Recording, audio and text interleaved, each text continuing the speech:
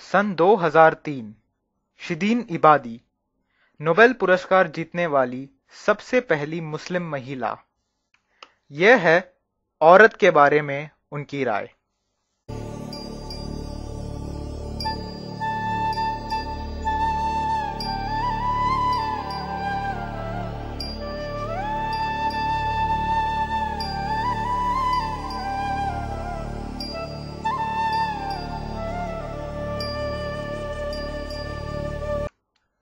कल आयशा के पति की जन्मदिन है।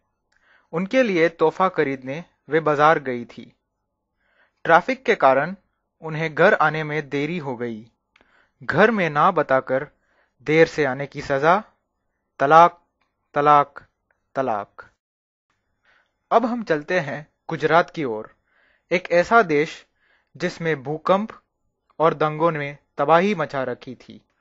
इन घटनाओं ने कई घर उजाड़े और इक्कल महिलाओं की संख्या बढ़ाई। गुजरात में कुल मिलाकर 18 लाख इक्कल महिलाएं हैं। ऐसी महिलाएं जो मानसिक और शारीरिक रूप से अकेली हैं। समाज में इक्कल महिलाओं को कई तकलीफों का सामना करना पड़ता है।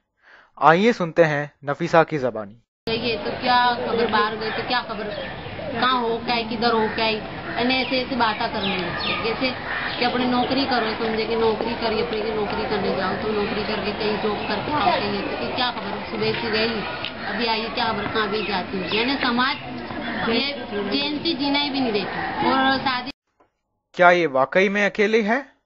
शायद नहीं। एक्शन एड के भीतर बनी निस्वा हमेशा इनके साथ है। निस्वा के दो कार्यकर्ताएं नसीम बानो गुजरात के इस इलाके में इक्कल महिलाओं की मदद कर रही हैं।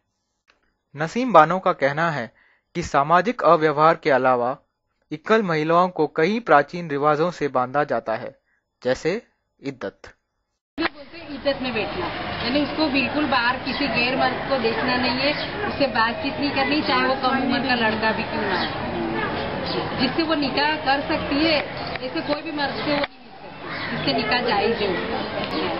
और ये इज्जत इस्लाम ने इसलिए रखी है कि अगर वो उसके पेट में वो उसका गर्भ है, वो प्रेग्नेंट है, तो वो इज्जत में बैठेगी तो पता चल जाएगा, लोग उसको बदनाम नहीं करेंगे। पर आज तो ये समस्या नहीं है ना, आज हमको एक दिन का भी अगर है हमारे तो पता चल जाएगा।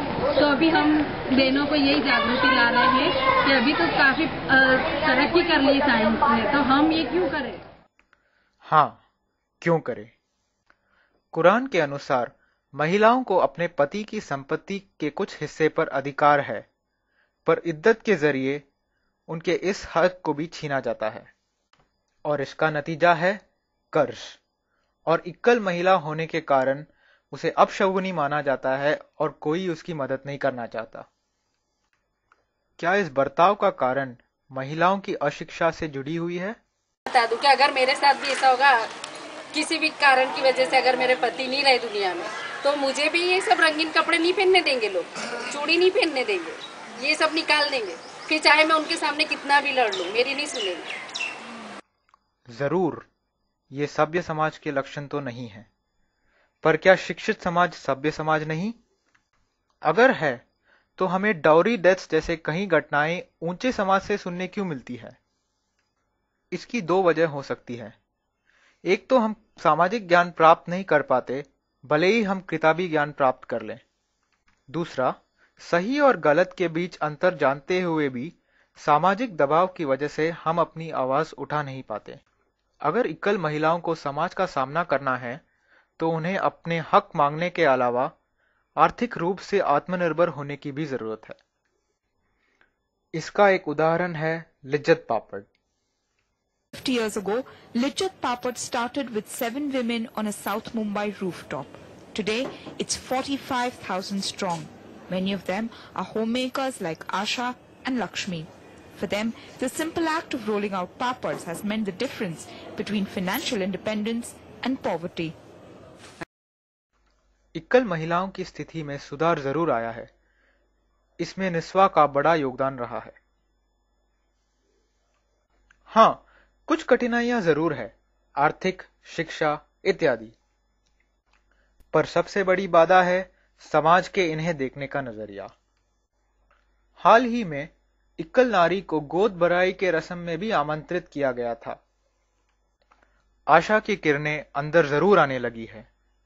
अब बस इस खिड़की को पूर्ण रूप से खुलने का इंतजार है। धन्यवाद।